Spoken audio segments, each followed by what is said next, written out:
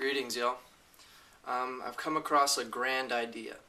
Now, I think it does have relevance. I think it does pertain to the modern cultural, pseudoscientific, mystical, spiritual dilemma that we're all going to be facing more and more on everyday scale.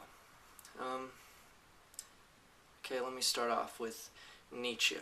He believed in an eternal recurrence of all events, that somehow all of history is going to always repeat over and over again no matter what we do. Now, if we take McKenna's discovery that the I-Ching turns into a calendar when graphed correctly, at the end of it, at 2012, the calendar ends. It's just blank. It's infinite. So, what McKenna defines as history as resonances is the sort of condensation of information in a biological evolution. So whenever it gets denser, we're supposed to grow. Whenever it gets down, and then at 2012 it's zero. It's like we're going to reach the highest level of attainment. Now, I'm getting kind of excited, like I'm getting out of breath because I really am concerned that if 2012 is the end of history, or in a sense, we're going to be experiencing all of history in cycles. Is this not Nietzsche's idea of the eternal recurrence?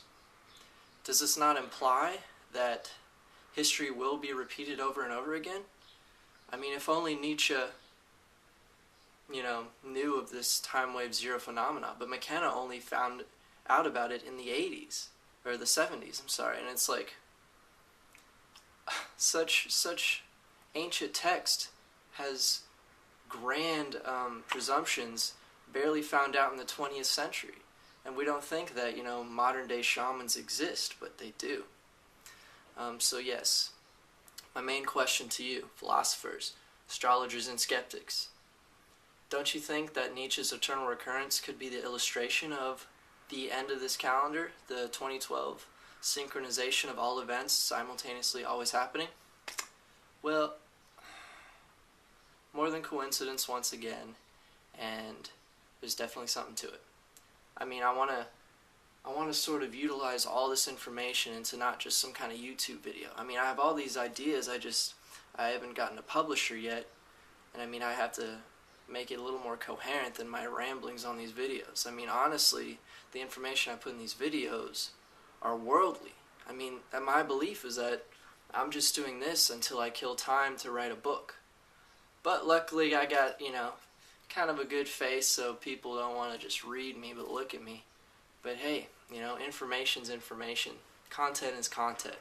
They say Socrates was the ugliest man alive.